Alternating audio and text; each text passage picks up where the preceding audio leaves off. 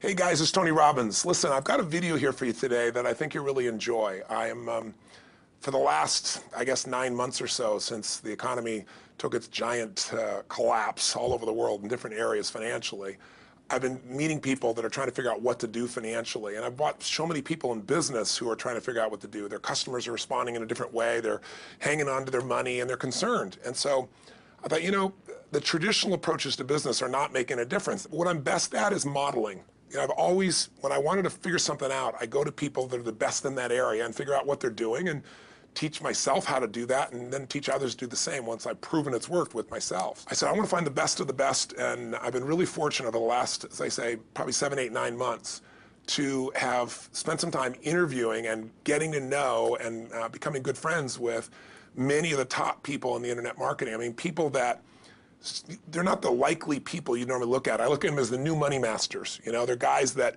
you know, they didn't have the traditional education and ladies that didn't, but they found a way to add value.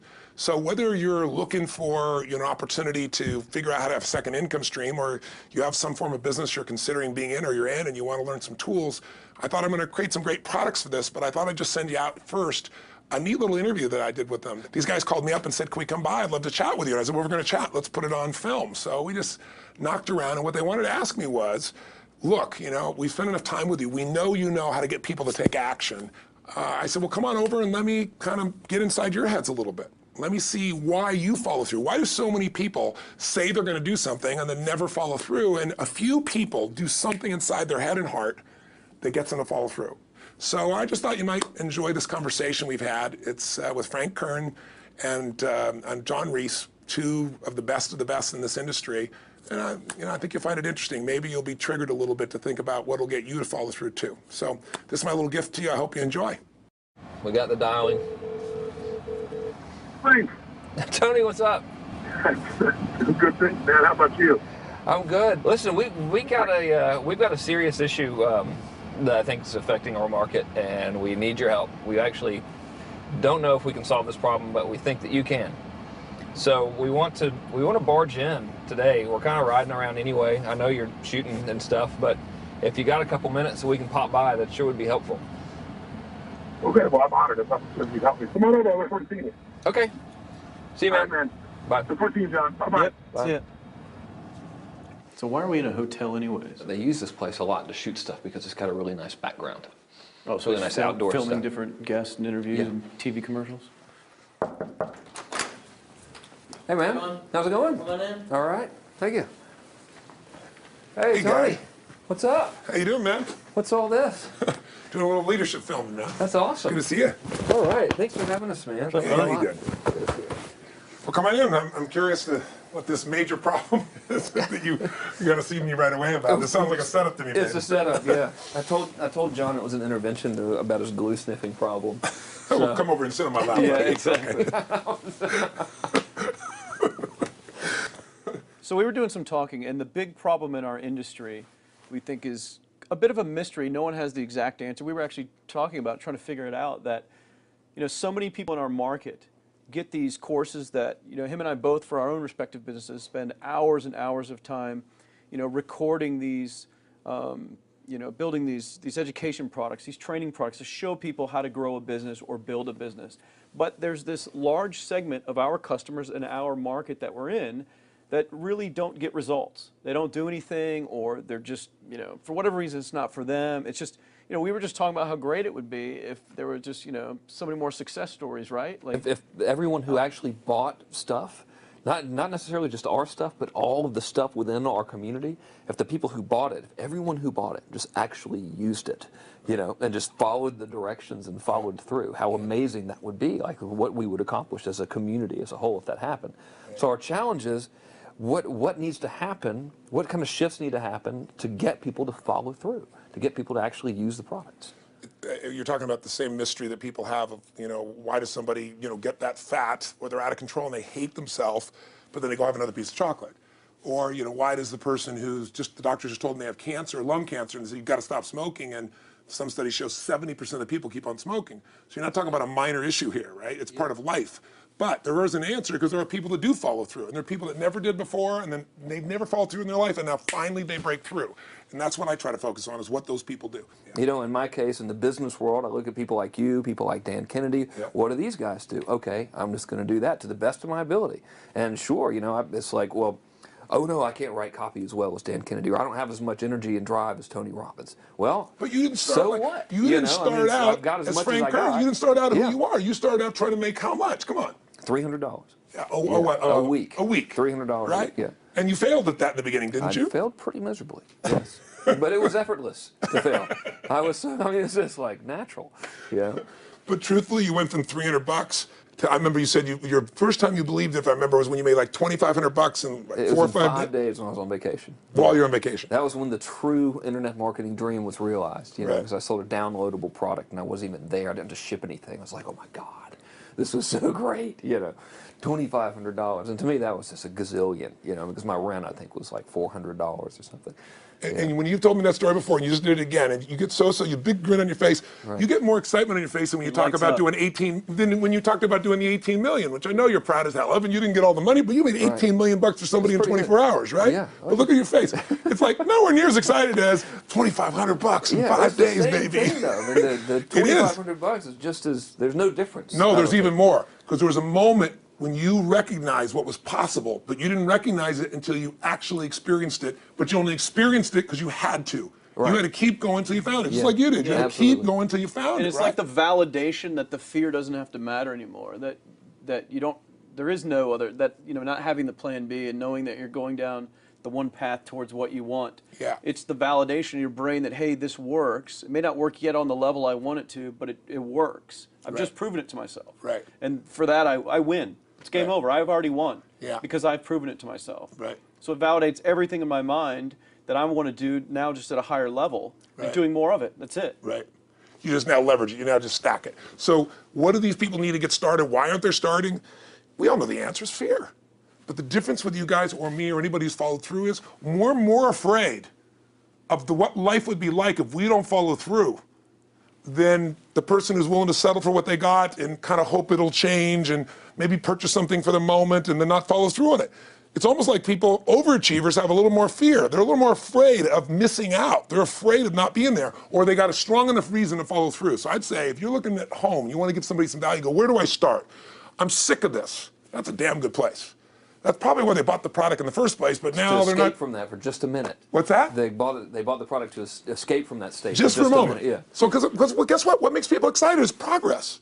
You don't have to be at the goal yet to feel alive again. You have to make progress. And the first step to progress is making a decision and buying the product. But then they don't do the second step, which is open the damn thing up. I think another powerful distinction that you're hitting on here is the fact that a lot of people that have breakthroughs in their lives, like including Frank and I both in different, success stories, situations, whatever you want to call them, is that, people typically hit rock bottom Yeah.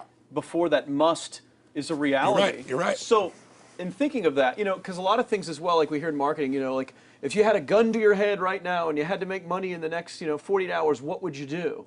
And that really resonates with people. But so I just wanted to bring this into the conversation because I think a big part of the market of all these people aren't people that have their backs completely against the wall yet. That's right. Okay, so they're not in a must situation yet.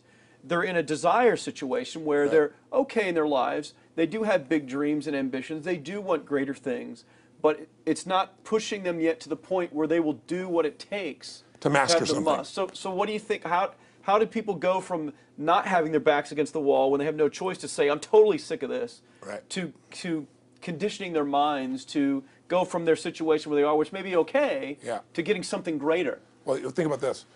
What pisses you off and what excites you is all relative. $300 a week, no, $2,500 excites him more, that memory to this day, than even the $1 million, he did in his first 24-hour version, right? Or you breaking the 4 minute mile, $1 million. That must have been out of your mind. Tell me about that for a second. What did that feel like? You make $1 million in 24 hours. Nobody in history of the internet's done it. Euphoria. Yeah. It's unbelievable. What was your? It wasn't even about the money. That's exactly weird. right. That's exactly It wasn't right. really about the money. No, it wasn't. I wasn't thinking like, oh, that's how many cars I can buy. No. It just wasn't. It was just breaking through like another barrier of progress. So at that point, it wasn't about your back to your wall. At that point, what it was really It was about. a further point for my fear, is what it really was. Further point for your fear, and for some people, and I think in some cases, it's also a recognition of who I am and what I'm capable of. So for somebody whose life is already great, this is about, what if I could take on another skill that could create more freedom for my life? And just saying, I'm not having to go out and try and do it all perfectly right now. What I'm going to do for the next 8 weeks, I'm going to create a little ritual.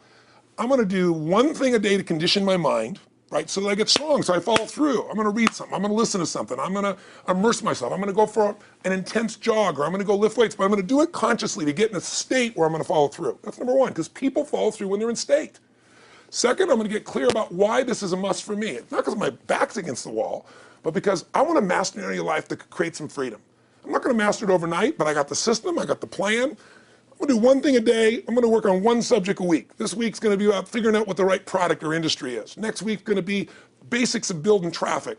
And each week I'm going to make a little progress, and I'm going to get to a goal, whatever that is. I'm going to make $1,000, my $300 in a week. I'm going to get to my $2,500. That first $2,500 is the most excited. Unbelievable. The first $300. I remember It's the most life-changing, too. It is the most life-changing. I remember I was supposed to be a truck driver, making $24,000 a year, because I'd be making the most anybody in my family had ever made. How'd that work out for you? Yeah, real well. Thank God I'm not driving a truck, right? I think you could pull the truck. I figured out I could like pull it with my finger, man. I could do it with my teeth. I could pull it with my teeth, right? 36 grand a year was the goal. If I could make 3 grand in a month. When I did that, was out of my mind. And then it was like, could I make 10 grand a month? Then it was 10 grand in a day, then 100 grand a day. Then could I make $1 million in a day? I had a day where I made $400 million in a day. The stock value of the company I took public, my personal stock. But it was probably after I did it, though, so it doesn't really count. I'm just joking with you. You're right. People don't remember who's first, Tony. 400 million, a million, yeah, it's all who cares? the Who same. cares? No, I'm not saying that's to brag. amazing, though. I'm not saying no, to brag. of It's course. because they told me when I was on stage, I had this audience of about 15,000 people at the Continental Center. It was during a stretch break. I was doing what I loved, rocking the house. Everybody's going crazy. And they go, "The stock's worth $400 million right now." I was like, wow, that's cool. It's like, okay, that's, I don't want to sound stupid. It's like, what's next? And I went right back to what I loved. Once you break through, then it just becomes a game. The people that are getting your products have not yet broken through in most cases. The breakthrough happens by conditioning your mind every day, by feeding it a role model or story. It's putting yourself in a peak state where you follow through by getting physically strong. It's creating a little ritual of doing a little bit each day, and then you get momentum. But the most important thing of all is what we started out with. Why? Absolutely. Why is it a must for you? It doesn't have to be you're against the wall, but it has to be something you're hungry for, because the only difference in people is hunger. And if you're not hungry, get around people that are hungry and something will hit you. You watch a conversation, you get around people that are doing better, and all of a sudden you start going, my life sucks. I remember I went to a guy in LA. He's one of the most multi-billionaire guy, I'll never forget. And I lived in the Del Mar Castle, and I was really proud. That was like the symbol of me having taken myself from being poor to providing for my family this great place. It's built from castles in Europe overlooking the ocean, not far from you. And I went to this guy's house. He's a billionaire. He took me down to his wine cellar. I don't even drink wine. Went through this whole thing. At the end of the night, I was depressed. I lived in the Del Mar tenement, as far as I was concerned. I really was. I was like, I live in a crappy place, and all my standards changed. All of a sudden, I wasn't willing to settle for living that. All of a sudden, my back was to the wall in a different way, because as a man, I knew I was capable of more. So people can change their standard by getting around where it's better. People can change their standard by getting associated with what's true, like the bills they got to solve, the problems they got to do it. Or they can do it because they're excited, because it's something new they want to take on. Everyone's different, but they got to find the why, and they got to come up with some daily rituals to get them going, and just do a step at a time. That's where you get momentum. Awesome. That is awesome. So, think about what's the holy grail between somebody taking action or not. It's one word: certainty. When somebody is absolutely certain, the common word is believe, right? But you can believe at a general level, or you can believe what's certain. When you're absolutely certain that if I do this, it's going to get that result, and that result's going to change my life, you'll do it. When you think it absolutely is not going to work, you're never going to do it. The middle no man's land of maybe it'll work, maybe it won't, that's the piece that kills people, right? So if it's a must for you, you got to make it work, right? In our case, right? That's an example. If it's not a must for you and you're not sure, you don't know what to do. So years ago, I'd look around and say, okay, how do people get themselves to follow through that haven't been following through? What's the difference? And I started interviewing hundreds of people, literally, and eventually thousands, because I had thousands of my events. So I'd ask the group to give me their feedback. And I came up with this model. It's like the holy grail of belief, or the holy grail of momentum. It's like the difference between what makes the rich get richer and the poor get poor, right? And the difference we all know is mindset, but like, how's that built? So this is what I did. I created stupid little 4 little boxes, and I'll scribble it here for you. You think about the first thing that determines whether you can do something or not, and I put that in this first box at the top here on the left side, and it's potential. Like, what's the potential of a human being? Like, when you guys started, you proved something no one had done in history. You ran the 4-minute mile, right? For golly knows how many centuries, they're trying to run a 4-minute mile. Roger Bannister does it. How did he do it? Do you remember? You did it in this industry, right? You made $1 million in a day. No one had ever done that in history, right? After you did it, a bunch of other guys are doing it because it became possible. Roger Bannister didn't just go physically practice. He made a shift in his head. He practiced in his head because he could never achieve it physically, so he had to change in his head first so that the result became certain enough he believed it, and then his body got him through. After Roger Bannister ran that 4-minute mile, within 2 years, 37 people ran a 4-minute mile. Wow. When no one in history had ever done it. Now here's how it works. The potential for anybody getting your product is extraordinary. They could do what you've done as much, more or less. They can do whatever they want to do. The potential's there. The market's proven that. Whether or not they tap into that potential has a lot to do with what action they take, which is the question you came to me with, right? Like, you know, God, they all have potential, but they're not taking action. And we all know that the action they take is going to determine the results they get. That's pretty obvious. So most people have a belief about what their real potential is no matter what you tell them. And that affects how much action they take. And of course that affects the result. And then ironically, that result reinforces their belief. And then that belief affects it. So I'll give you an example. Let's say a person has unlimited potential, we all agree. But they take little action, little results. Why? Because they have to start with a problem with their belief. They don't believe it's really going to happen for me. Maybe for Frank Kearns because he's got the cool hair and stuff, or maybe it's for you because you're so driven, but it's not me. Maybe Tony Robbins because he's a freak, got these big teeth. Whatever their thought process is, right? They got this thing, right? But what happens is, if you believe that there's very little potential, how much action are you going to take? Nothing, little. And when you take little potential with a little action, what kind of results do you get? Lousy little results. And when you get little results, what does that do to your belief? You go, see, I told you this was a waste of time, told you this wouldn't work. And then what happens? You tap even less potential, you take even less action, you get even worse results, and your belief gets even weaker. And this sucker feeds on itself until you are in a downward spiral. It's poisonous. It's poisonous and it's self-fulfilling. Now, what if something could happen that could come along and fill you with a sense of absolute certainty? Not like I believe, but mean where you know. In you guys' case, mine as well, we knew because we had to. Because we burned the boats. There was no other option. We had to find a way. We weren't going to live that way. We all did it in different ways and for different reasons, but in essence, that was it. If you get yourself in a state of certainty that this is going to work, I'm going to find the way, and if this doesn't work, I will make the way, then you tap a lot more potential. And when you're certain in your potential, you take massive action. And when you take massive action, you really believe in something, you get great results. When you get great results, your brain goes, see, I told you I was a stud. I told you this thing would work out. Now you're even stronger. You tap more potential, take greater action, greater results. That's how you went from $300 in a week to $2,500 in 5 days to $100,000 in a month to $1 million in a day. Same thing with you.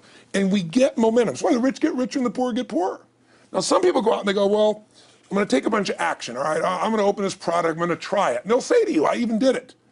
But it's like a salesman who goes and knocks on the door, and he knocks on 100 doors and says, you don't want one of these, do you? yeah, exactly right. You know? And even if he doesn't say it verbally, his face says it because he doesn't believe it's going to work. So his voice, his body, the execution is so weak. Maybe if he talks to 100 people, somebody's going to buy out of pity. They don't want his kids to starve, right? But he's not going to get the result. So the core difference in people is how do you produce certainty when the world isn't giving it to you? You go out and you try. In your case, you're 100,000 in debt and nothing's working. How do you keep yourself going? The way you did it, the way I did it, the way you're doing it, we may not have done it consciously, is we didn't change our potential, that was there, and it wasn't even taking more action. Taking more action with a belief it's not going to work, it's not going to change anything. We got results in our head that made us feel certain as if it had already happened. True or false for you? True. Right? So give me an example so people know I'm not just making this crap up. Well, I mean, just like when I had nothing, I already knew I was driving like Ferraris and Porsches and stuff because I always wanted those cars. I already knew I was going to have them. It was inevitable. Right. I inevitably, that was just my inevitable outcome. But how did you do that? Did you have a ritual? Did you think about it regularly? Was it one time you thought about it, or was it something you had an obsession towards? I had an obsession towards it. I mean, I used to work at a video store, which was the last job I ever had in my life. Thank God. And I used to go to work almost every day. and I used to bring 2 magazines with me to read on my breaks. Entrepreneur magazine, just to read about business and everything else, to read about what other people are doing, look for role models. And I used to carry an Auto Trader with me. And I used to look at Porsches that were for sale. Yeah. And people always used to ask me, what are you doing with that Auto Trader magazine? I'm like, well, I'm just picking out the Porsche that I'm going to buy. Right. Which probably got you a lot of crap. I did. People made fun of me. Sure. I actually had a boss at that job tell me, you know, you really shouldn't do that to yourself, John, because it's very, very likely that that is never going to happen. That it's very likely that you're never going to have that car. Yeah. That's the kind of belief he was trying to put in my head. And I was like, no, you don't realize that it's inevitable that I will drive here sometime in the near future with that car when I'm not working for you and drop movies off for you to put back on the shelf. And that actually happened. And it was one of the most fulfilling days of my entire life. And the great thing was when I pulled up in this car, I was in my mid-20s. Yeah. A car that most mid-20s. What kind of car was it? It was a Porsche 911 Turbo. It was a convertible and everything. Just a beautiful car. It was one I always dreamed of having. But you know, for a few years I always circled the ads of which ones I was going to buy. Well, when I finally got it and I pulled up at the store, you know, I had all these people. Some people that were still working at this $7 an hour job were there years after I left. And I'll never forget this, even the boss and stuff, and the reaction of the people was like, wow, that is awesome. Yeah. Is that your dad's car? And all I said to them was, not exactly. Good for and you. I just smiled and just left. But it was, you know, it's the weirdest thing, but I just knew it was going to happen. But you knew it because I conditioned myself to you did it to over and know over it was- again. yeah. When I was in high school, I was not a popular kid, but I was passionate and intense, and I'll never forget. Some people would give some particular girls gave me some crap, and a guy too. And I wrote in their journals or their, their annual yearbook at the end, I wrote, someday, I said, you treated me like hell. Someday I'll be rich and famous, and you'll be an effing truck driver. And you'll be sitting there, I'll be with with this beautiful woman of my life, rich, and you'll be watching me on television thinking, you wish you would have treated me better. I actually wrote this shit in people's annuals because I went to a 10-year high school reunion when people showed me this stuff, great. right? But it's like, I burned the bridges, baby. I was like, this is how it's gonna be. So I'll give you a perfect example of this. They did studies, many have been done at this element, where they want to say, how much does the mind affect performance? So take basketball. I've worked with a lot of NBA players and turned them around, and one of the problems many of them have is they'll choke on the free throw line. Well, everybody knows in that case, if you normally shoot really well and now you're not, something's interfering, something's getting in front of your state, some uncertainty, right? Obviously. So they take a group and say, we're gonna make them better. How do you make somebody better who has got this mental block? So they take a group of guys and they're gonna do free throws, and they do one group where they just practice for 6 weeks. Totally intense practice, and I forget the number of free throws, but they gotta do this many free throws every day. Take a second group, and they have them not practice at all. Obvious. And they take a third group and they don't let them touch a basketball. All they do is have them practice in their mind, but the key is, it's not practice makes perfect, it's perfect practice makes perfect, as corny as that sounds. So these guys see themselves making the shot every single time, conditioning their mind and body that it's perfect every time. They're not interrupted by a reality that would screw with them. So at the end of 6 weeks, they tally it up, and now they give them a test to see who has the highest free throw percentage, success. What do you guess it's going to be? Well, the obvious person says, obviously, it's not the guys that didn't practice, but which one is it, the mind, or is it the ones that actually practice? I'm assuming the mind. Yeah, you would assume it because it's true. Right. You intuitively know the truth, that practicing's not enough. It's getting yourself so certain so many times that now when you go to do it, there's no hesitancy and you execute. It's having that absolute certainty that makes you tap your full potential, take massive action, get massive results, be reinforced to having stronger belief. This is what makes somebody a star at anything. It's like Jack Nicklaus, the golfer. Yes. He visualized every shot and where it was going, landing right where he wanted it before he ever hit it. Every single time. And what do most Every golfers single do? time. They just take a practice swing and they kind of hope for the best and point in the right direction and hit it. And some of them, if they've had some bad hits, what are they really focusing on? What I don't want to do. Exactly, exactly. And that's the same thing here. So I'll show you a little stupid little physical technique for this. So stand up for a second. You guys gonna do this with the camera show 'em? So try this for a second. So just put your feet together and then put your right index finger straight out in front of you like this, okay? And all I want you to do is I want you to just turn clockwise comfortably as far as you normally turn. Just notice where you naturally stop. Go ahead and turn clockwise. People at home can do this too. Keep your feet straight. Notice where you stop. Come back around to me. Back around to me. Okay, good. Yeah, you're really good at this, right? Drop your hand. Now let's do something really simple. Close your eyes And you don't even have to visualize, just feel. I want you to imagine your finger coming back up again. And this time, see and feel it coming up. Don't actually make it happen, but feel like it's happening. Imagine in your mind that you're actually doing it. You're seeing it, you're feeling it. And then make it like a game where you turn twice as far this time. Like you're a little kid, you know, somebody measures you and you go, I'm taller, come on, measure me this week. That desire to do a little further. And then in your mind, do it again. Your feet are straight together, and in your mind, feel your finger coming up, see it coming up, and imagine going 3 times as far this time.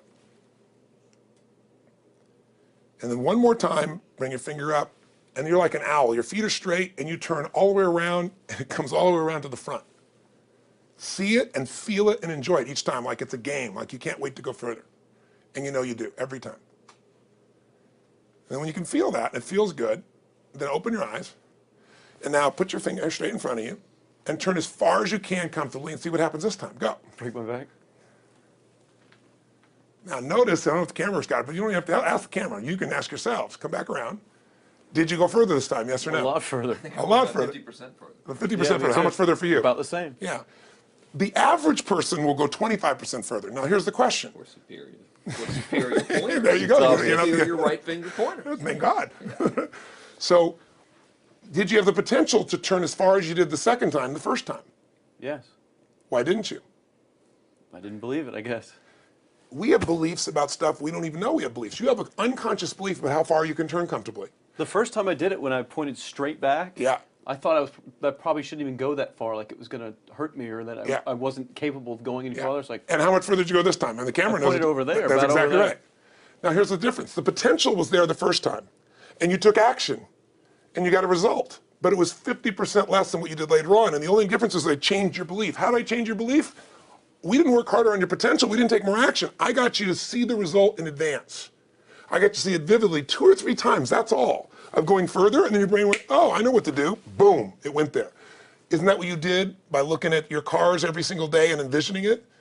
I mean, isn't that what you did when you created whatever the vision was? It was $300, $2,500, $1 million in a day? Yeah, that's what's missing for these people. They're not getting that execution is everything, but it doesn't happen if you don't get the psychology set of a state of total certainty. And you just change that 50% in 3 minutes worth of visualization. And visualization is only one technique. Because I was like losing my balance with my eyes closed, because I was kind of like lopsided. So I got one good visualization in. The rest of the time I was like, I sure hope I don't fall down on camera with my eyes closed. It's going to look really dumb. I'm going to have to do it. So you don't even have to be good at visualization. You can still get the improvement. So I want you to get, you ask the question, what is that difference in people? This changes people's certainty. People are uncertain they're going to succeed. They want it, but they're afraid. The best way to deal with a fear is get a big enough reason that makes you have to succeed, or condition yourself where you see it and feel it so often that you're certain that you just do it. That's all it really takes. That's awesome. You know, this worked. I was thinking this while you were talking about going to the Sit down so we can hear this, and we'll go. You were talking about working in the video store and looking at the Porsches and stuff. I used to drive around in my car, doing the cold calling with the credit card machines. And one way that I would avoid cold calling, the pain of like cold calling and knocking on doors and everything, would be to listen to your stuff and listen to Jim Rohn's stuff. And I would just drive around, no particular destination, just to listen to it. And strangely, I still like to drive around. I prefer to listen to that stuff in the car for some reason. It's because it's where you got imprinted. I guess. I mean, it's like, well, I'll just drive up and down the coast and check out the ocean. Yeah. So I would drive around, and I would envision myself holding those types of seminars and teaching people that kind of stuff. And 3 weeks ago, I was teaching a seminar in San Diego, and I was talking about beliefs and envisioning things, and I had to stop. And I shared with the audience, I was like, you're not going to believe this, but I actually used to envision this very moment of me talking to you right now. So it really, really works. Definitely works. Makes a difference, I'd say. I'll tell you what, I worked with Andre Agassi in 1993, I think it was. He'd been #1, he dropped to 32nd in the world. And he was literally ready to quit with no exaggeration. His father was managing him, and he was so angry with his life. And he went through some, I think, wrist surgery at the time, and he's working on his swing. And he was dating Brooke Shields at that point. They weren't married, not his current marriage, obviously. And so she said, you got to come see Tony. Because I don't need motivation. Because he's not motivation, man. He's strategy. He'll show you how to make that shift in your head. So he comes. I work with a guy. In the beginning, he's saying, do your magic stuff. Like, oh, yeah, great, thank you. And I said, tell me, if you ever hit a tennis ball perfectly, and I'm trying to get him in the zone to remember that time, like you visioned, where he was perfect at it. He goes, of course I have. And I get him vision over and over again. And finally, he's in the zone. He's feeling that again, right? He's seeing it, and he's feeling certain, and the swing is going perfect. And I said, how's that feel? He goes, it feels perfect. I said, but are you thinking about the swing? You're not thinking about the swing. You're not thinking about how to do it. You're just seeing the result you want so vividly that it's there. So all I did was train him how to go in that state over and over again. He won the next weekend. The second weekend he came in second. Within 6 months, he was #1 in the world again. And he gave me unbelievable credit. But all it was conditioning the mind. You did it with tape, so did I. We were just talking about this earlier, Pam and I used to go when I was 17 years old down in downtown Los Angeles, this place called Night Education, K-N-I-G-H-T, like in the night. And I'd save up all my money, work as a janitor, and I would get these tapes and listen to these things over and over and over again. I went there for years, and I didn't have enough money, and I leveraged everything I had, but I knew how to train my mind. It's the one thing I knew how to do. This man's name is Mario. I saw him in his 80s. You know, he obviously knows how my life turned out and was very proud of the role he played in that process. He used to tell people the story. This guy's the real thing. He didn't just start out this way. This is how Tony did it. He listened to these tapes. He conditioned himself, right? This is the real stuff. He passed away a few years ago. I'm calling his house, and he passed away, and his daughter was there, and she wanted to share with me that how I touched his life and so forth. But the best thing was, I thought, you know what? I want to get those tapes. I want to get that stuff that conditioned. You know, I want to go back to that moment like you did of, you know, that moment was visualizing, now I'm living it. And she said, he left all this in his will to you. So I have all these tapes now that are from the time when I originally went through, and like I'd go to sleep and I had these sleep tapes that conditioned my mind to believe that I could succeed even when I was sleeping, or to build energy in my body. And anybody who wants to succeed has got to know it doesn't just happen. You can buy a product, but you also, with that product, have got to condition yourself. You got to make it a must, and you got to get a ritual. And if you do it, whatever you used to dream about you thought was so huge, you'll just live it. You'll live it like you lived this yesterday, like we're all living the life that we envision. Because we had to, and because we played this game with our head. We got the belief to be real by seeing it enough times and feeling it enough times till our brain believed it, and then it made it happen. Which raised the potential, which made us take more action, which got us better results, which raised our beliefs again. That's right. And then that's why the rich get richer and the poor get poorer. So instead of bitching about it, change it. And this is how you change It's like a self-fulfilling prophecy. Completely. It's pretty easy to change. Just that one simple exercise was amazing. I'm still like, holy crap, you know, I wonder what else I can do now. But look what most people do. Most people do the opposite of that, right? They get the product or they think about doing it, and what do they envision? It's not working. That's right. The excuses. So they envision it not working. As soon as they envision it not working, they feel uncertain. As soon as they feel uncertain, how much potential they tap? Little, if anything. And so they send back your product, and they listen to the damn thing, you know? And guess what? What does that do, by the way? They make that as another lousy result in their life. I didn't even follow through on that, and they believe even less. This process is the Holy Grail. It's where the whole game changes, and anybody can do it, and they can do it in a few minutes. And if they do it a few minutes each day, then they get a different life. They do it a few minutes one time, their life changes for the day. We're defined by our rituals. Everybody's got rituals, certain things they do every day. And what we three have in common, and anybody that I know of who has a life that they're living that was once a vision, is we saw it again and again and again, even when it didn't work, even when you lost 100 grand, even when I'm working as a janitor, there's something we would not give up on. And if somebody watching wants to change their life, they got to decide what they won't give up on, and then put themselves in the state of momentum by a couple little rituals. That's all it takes. And I think especially when it comes to anything related to making money, like making money products or promises or courses, people are so inundated with scams and all this garbage, true garbage, that, you know, their natural thinking is that they're so skeptical.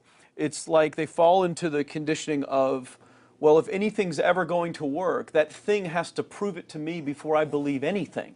So when they go to approach the thing to make more money with, they're like, well, I'm starting at zero, and this thing has to prove to me that it has any potential at all before I believe that it will. Don't you agree with that's the case? Unfortunately, I agree it's the case, but here's the truth. When somebody says to me, in my business even more, because a lot of people think I'm a motivator, which I hate that term. That's never been what I've done. I do believe in energy, and I'm passionate. You know, they see 10,000 people in a room rocking, they go, oh, he's motivating them. I believe in peak state. You get a top athlete, you get in a concert, and you get in state, right?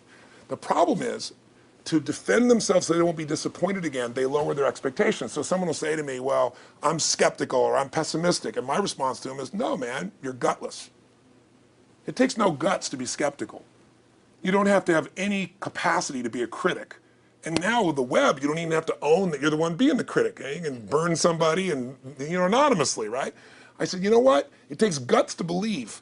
And if you think something's going to do it for you without you putting your guts on the line, you might as well forget it right now. So this idea that I'm skeptical or they got to prove it to me, it's the biggest lie. What that really is your fear talking. You're so scared of failing, you don't even want to get your hopes up. And if you don't get your hopes up, you might say, well, what if they get their hopes up and somebody gets disappointed? How many disappointments have we experienced in our business careers and in our lives? The difference is some people take disappointment and let it destroy them. Other people take disappointment and let it drive them. And you get to choose. Are you going to turn this thing into why it didn't work and a bunch of stories and excuses, or are you going to take this thing that didn't work and figure out what are you going to do to make it work? And it may not happen the first time, the second time, the third time, but the people that are relentless find the way. And it's the common denominator in all these guys that are kind of our friends or family, money masters, the new money masters is they all did it with will. Nobody here inherited this stuff. Everybody figured it out. And keep figuring it out. And it's going to keep changing. And you say, you know what, 1% of 99% of the money being made is being made by 1% of the people, because only 1% of the people will condition their mind and condition their body and follow through some daily rituals. The rest will tell a story about why it didn't work, how it wasn't their fault. And you got two things in life. You got results or you got a story, And too many people think that that 1% is somehow entitled to it, and they're not. Which is, it's just all in the head. It's all in the their head. belief. It's all in the head. Which can be changed with some conditioning, basic conditioning. You just proved it. Yeah, to us. That's fun. That's why I made Get the Edge and Personal Powers, because I understood that from the very beginning. Originally it was 30 days, and years later people would say, I've heard all the great results and everything else, man, but I don't have 30 days, and I'd be behind the glass, focus group, watching these people want to shake them, like, you don't have 30 days to change your life, I thought, okay, I'll make it 7 days, just one, because after 7 days, you get momentum. I mean, think about it. When do people's lives change? In a moment. It doesn't change in 10 years. Your life may suck for 10 years, but there's one moment when your whole life changes, the moment you decided. You said, no more, and I'm doing it, and you kicked yourself in the ass, and you made yourself go do something, right? When you finally said, enough, no more, I quit, or let's begin, or I love you, there's a moment when somebody's life changes. And that can be gotten in a couple of days. So people watching don't have to wait until they've mastered everything. They got to get started and do what's next, and just put themselves in a state where they start making some progress. Well, there it is. I think that's the answer that can help solve that problem with a lot of people. They'll just pay attention to it. And do it. The bottom line is, all three of us and some of the people that we consider as family that are part of this process, we've all done well, and we don't need to do this stuff. We're able to do this stuff because underneath it all, people can see in your eyes, Frank, when you talk about $2,500 you made that day and the joy, right? Or you talking about not willing to settle, and just, I don't care what they say. They tell me I'm going to sit here and I should lower my expectations. I'm going to be driving my car in here and they're going to be delivering a video to me. There's something inside of every human being that will make it click, that'll make it so that today is not like yesterday and tomorrow will be different forever. And that process is an emotional hook. And what I hope is people watching this stuff, maybe something in here will piss them off enough or remind them of something or say there is a plan and it isn't just luck. And if I just get my big enough why and I get a little system for conditioning myself, and if I start to feel overwhelmed, I just do one next step. And I keep learning and keep moving forward, I will get there. And if we accomplish that out of this conversation, then this conversation was kick-ass and fun, not just for us, but it'll be something that we'll be really proud of a long time. Whether that happens or not really has nothing to do with us, but whether or not people take it in as real and do something with it. I hope they will. I think a lot of people will. I think they will. Thanks a lot. I think it was awesome. Thank you. That's been a Appreciate blast. your shoot here. Yeah, go back to the next one. Yeah. Thanks, guys. Thanks. Yeah. Appreciate it. Really appreciate it.